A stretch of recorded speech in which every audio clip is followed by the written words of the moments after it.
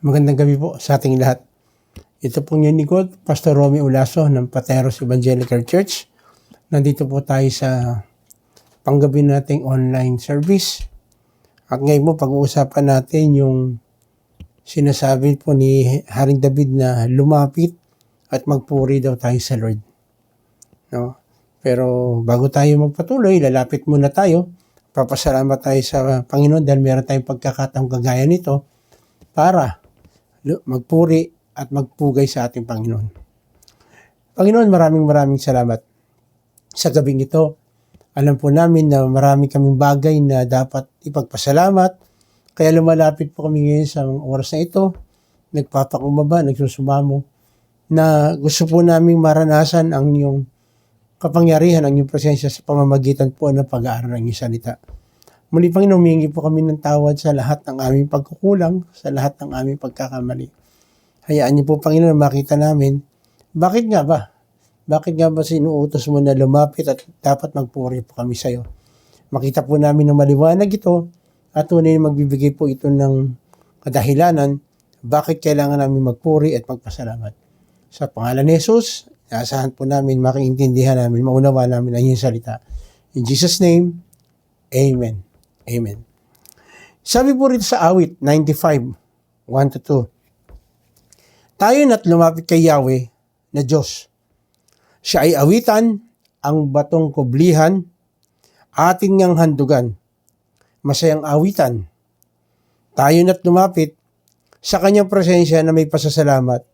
Siya ay purihin ng mga awiting may tuwa at galak. Ano niyo po yung ginagawa natin sa church na kumakanta, maawit, may awitin tayo medyo mabagal, may awit din tayo na talagang nakakaindak. Pero ang purpose po nito ay hindi lang para for the sake na maano lang tayo, yung mag-enjoy lang tayo, o magkaroon tayo ng tinatawag na yung rhythm ba yun, napapaindak ka. Hindi lang po yun. Meron pong mas malalim na dahilan kung bakit natin ginagawa ito. Hindi natin ginagawa ito for the sake na ma-entertain tayo. Hindi po. No? Kaya titingnan natin, bakit kailangan nating lumapit at purihin ang ating dakilang Diyos? Unang-una, letter A, dakila siya at makapangyarihan. Awit 95:3. Sapagkat si Yahweh, siya ay dakila at makapangyarihang Diyos, ang dakilang hari higit pa sa sino man na dinidiyos. So, makapangyarihan siya. So, kapag ganyan makapangyarihan, nararapat lang talaga na dakilain natin. Dahil makapangyarihan siya. So, ano ibig sabihin nito makapangyarihan? Awit 86:10. Pagkat ikaw lamang ang Diyos na dakila, na anumang gawin ay kahanga-hanga. Again, ang daming mga bagay na magagandang bagay na tingin natin. Pero, palagi ko sinasabi ito, ang pinakamaganda na ginawa ng Diyos sa balat ng lupa, tumingin ka sa salamin. Makikita mo. Hindi ba kahanga-hanga ang gawa ng Diyos? Palagi ko rin sinasabi ito. Bakit kahanga-hanga? Biri mo, perfecto. No? Palagi ko sinasabi rin ito. Isipin mo, kung isa lang ang tenga mo, gaano kaya kahirap? Eh yung dalawa lang ang tenga, nahirapan tayong makinig eh. Eh yung pa kayang isa lang ang tenga? Subukan mo, pikit mo isang mata mo. Di ba ang hirap? Ba, pinikit mo itong kaliwa mo. Hindi mo makikita yung nasa kaliwan dito. Puro kanan lang. Halos makikita mo dito sa may kaliwa, kaya lang, medyo blurred. Yeah? Subukan mo pinikit yung kanan. Yung kaliwa, makikita mo dito. Pero yung kanan, mahihirapan ka. Again, blurred din. Ano ibig sabihin? Ibig sabihin, yung pagkakagawa sa atin, yung pagkakahulma sa atin ay napakaganda. Sipin mo kung yung ilong mo nandito. Pag sinipon ka, ang hirap yan. Yun mo yung sipon, tutulo sa mata mo. No? Tutulo dito sa pisngi mo. So, mahirap. O kaya, bakit hindi dalawa bibig natin? Ay, yung isa lang, ang daldal natin eh. E di lang na pag naging dalawa. Di ba? Ibig sabihin, tignan mo, perfecto. Kahanga-hanga. Malalim na pinag-isipan yung pagkakalalang sa atin, yung pagkakagawa sa atin. Kaya, dakila siya at makapangyari, alam niya yung pinaka-the best para sa atin. Kaya nakakahiya na hindi siya magpasalamat magpuri sa Kanya. At sinabi pa sa awit, 145:3, dakila ka, Yahweh, at karapat dapat na ikay purihin, kadakilaan mo'y tunay na mahirap naming unawain. Pag tinignan mo lahat ng nasa paligid, bre mo nakakahinga tayo ng maayos. Ang sarap ng pakiramdam natin. Yung mata natin, ang layo ng natatanaw. Nakikita natin magagandang bagay. So, karapat dapat lang na dakilain dahil siya'y makapangyarihan. Pangalawa, bakit kailangan tayong lumapit at purihin ang ating Panginoon? Letter B, hawak niya ang buong mundo. So, na-imagine ba natin? Gaano kalaki yung kamay ng Diyos na kaya niyang hawakan sa kanyang mga palad ang buong mundo. Awit 95:4-5. Nasa kanyang palad ang buong daigdig. So, ibig sabihin, lahat ng bagay na nakikita natin, hawak ng ating Panginoon. Pati kalaliman, ang lahat ay Kanya, maging ang mataas na nating kabundukan, Kanya rin. Ang dagat at pati ang lupa na Kanyang nilalang. So lahat ng bagay na nakikita natin at hindi natin nakikita, si Lord ang may hawak at nagmamay-ari. So meron pa bang tayong excuse para hindi siya purihin? Wala. Nasa Kanyang kamay. Ang buong mundo hawak niya, sabi dito sa binabasa po natin sa awit 94:4-5. Nasa Kanyang mga palad. Kaya,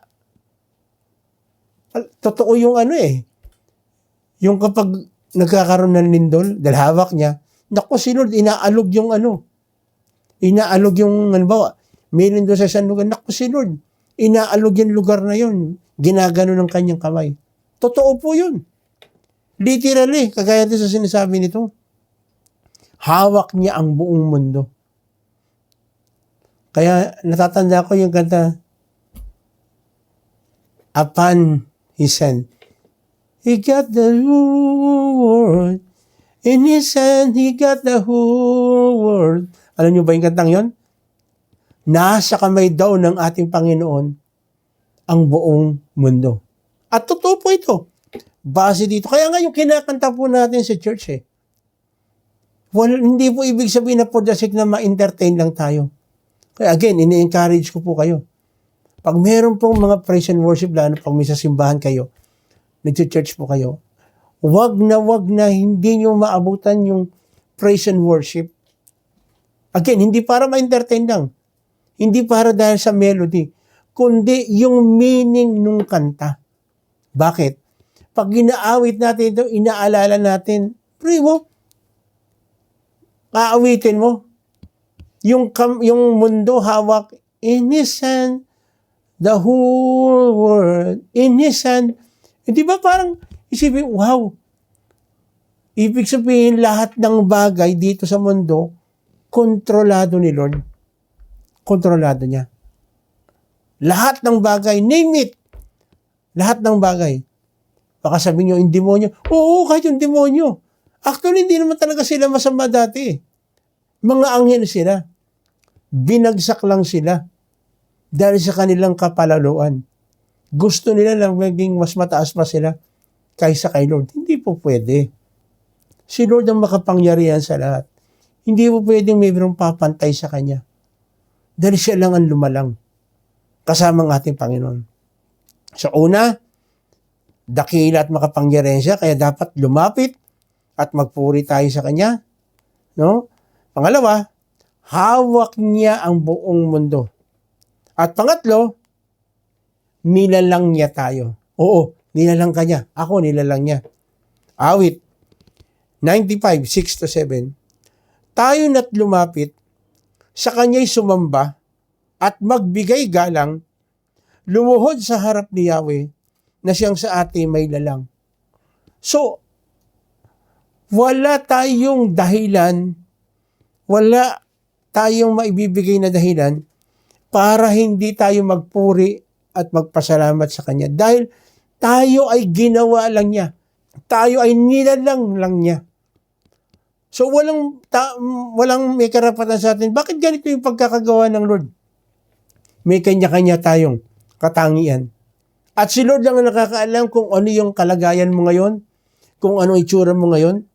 Tanging si Lord ang nakakaalam, nakababatid, no? Kung bakit ganyan yung pagkakalalang sa atin. At tandaan natin, hindi pwede magkamali si Lord sa pagkakagawa sa atin. Kung anong meron tayo, yan ang gusto ng ating Panginoon. Verse 7, siya ang ating Diyos at tayo ang bayan sa kanyang pastulan, mga tupang kanyang inaalagaan. So, Diyos natin siya. Tayo ay kanyang mga tao. Inaalagaan niya tayo. Kaya, parang ganito inaalagaan ka ng nanay at tatay mo. Tapos hindi ka lalapit sa kanya. Hindi mo siya irerespeto. Nakakalungkot yun. Lalo-lalo na ang Diyos. Siya lang ang gumawa sa atin. Wala tayong karapatang magreklamo kung paano tayo ginawa ng ating Diyos. Kasi meron siyang magandang dahilan kung bakit ganyan yung pagkakagawa sa'yo, sa akin. Ang kailangan natin, lumapit, magpuri sa Kanya, at maniwala po kayo. Kapag yun ang ginawa natin, maa-appreciate natin kung ano yung meron tayo sa mundong ito. Sabi sa Pilipos 2:10-11, sa gayon, sa pangalan ni Jesus ay luluhod at magpupuri ang lahat ng nasa langit, nasa lupa, at nasa ilalim ng lupa, at ang lahat ay magpapahayag na si Jesucristo ay Panginoon sa ikakaluwalhati ng Diyos Ama. So kapag pinupuri pala natin, pinapasalamatan natin, tinataas natin ang pangalan ng ating Panginoon na wala na bang binigay sa silong ng langit para sambahin at purihin, kundi ang pangalan ng ating Panginoong Hesus. Kapag ginawa natin ito, naluluwalhati ang Diyos Ama. Tuwang-tuwa ang Ama pag nakita niya na pinupuri, pinapasalamatan natin ang kanyang anak. Walang dahilan para di tayo lumapit at magpuri sa ating Panginoong Hesus. Dahil siyang katugunan ng lahat ng ating kailangan. At tuwang-tuwa ang Ama sa langit kapag tayo ay lumalapit at nagbibigay pugay sa ating Panginoong Hesus. Sabi po sa Romans 6:23, sapagkat kamatayan ng kabayaran ng kasalanan. No? Lahat tayo nagkasala. Oo, ako, ikaw, lahat tayo nagkasala. Patungo na tayo sa tinatawag na kaparusahan dahil sa kasalanan natin. Pagbabayaran natin. Ngunit, ito po ngunit, ang walang bayad na kaloob ng Diyos ay buhay na walang hanggan sa pamamagitan ni Kristo Jesus na ating Panginoon. Mapalad po tayo kung tayo po ay tinanggap at sumampalataya sa pangalan ng ating Panginoong Hesus. Mapalad po tayo dahil tayo ay pinagkalooban ng buhay na walang hanggan na hindi natin kailangan saktan ng ating sarili. Bagkus, binigay ang kaligtasan sa atin ng walang bayad. Sa biyaya lang ng ating Panginoon, kaya natin naranasan itong mga bagay ito.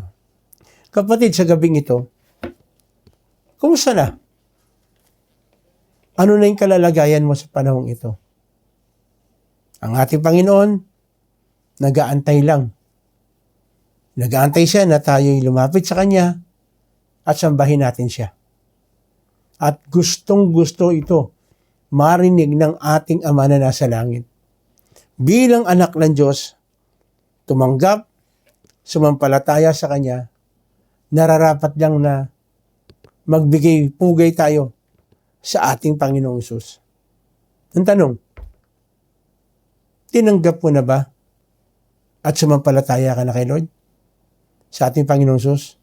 Kung ginawa mo yan, hindi ka mangingimi, hindi tayo magdadalawang isip para pasalamatan at purihin ang ating Diyos. Sa gabing ito, kapatid, ako'y mananalangin ng isang pagtanggap at pagbibigay ng buhay sa ating Panginoon. Gustong-gusto ng Lord sumampalataya tayo sa Kanya para ang ginagawa natin pagpuri at pagsamba sa Kanya ay maging katanggap-tanggap. Tayo pa'y pumikit, tayo manalangin. Kapatid, sumunod ka sa panalangin ito. Angkinin mo na sarili mong panalangin na nanggagaling sa iyong puso ang panalangin ito. Panginoong Hesus, maraming salamat. Ipinakita mo kung ang nararapat kong gawin para ma-appreciate ko, makita ko, maranasan ko ang totoong ibig sabihin ng buhay, hindi lang dito, maging sa darating na panahon, katiyakan ng buhay na walang hanggan. Tinatanggap ko kita at ako'y sumasampalataya na tanging ikaw lang ang pag-asa ko sa buhay na ito. Lord, patawarin po ninyo ako sa lahat ng aking pagkukulang, sa lahat ng aking pagkakamali. Salamat, Panginoon. Kagaya ng sinasabi mo sa iyong salita, pinagkaloob mo ang kaligtasan dahil lamang sa biyaya. Hindi dahil sa mabait ako, mabait kami, o may ginawa kaming ganito. Hindi. Dahil lamang sa iyong biyaya. Kaya kami nakakaharap, nakakapagbigay papuri, pasasalamat sa iyo. Patawad po, Panginoon. Pakalinisin niyo nga po kami, Panginoong Hesus, ng iyong banal na dugo. Kapatid, kung ginawa mo itong bagay na ito, tinuring tayong anak ng Diyos. At bilang anak ng Diyos, meron tayong pagkakataon para lumapit sa trono ng ating Panginoon. Kaya sa mga oras ito, maaring meron kang physical na karamdaman, ito yung pagkakataon. Hilingin mo sa ating Diyos ang kagalingan. Sige, sabihin mo sa Kanya, Opo, Panginoon, gusto ko po ng kagalingang physical. Ikaw ang dakilang manggagamot namin. Opo. Opo.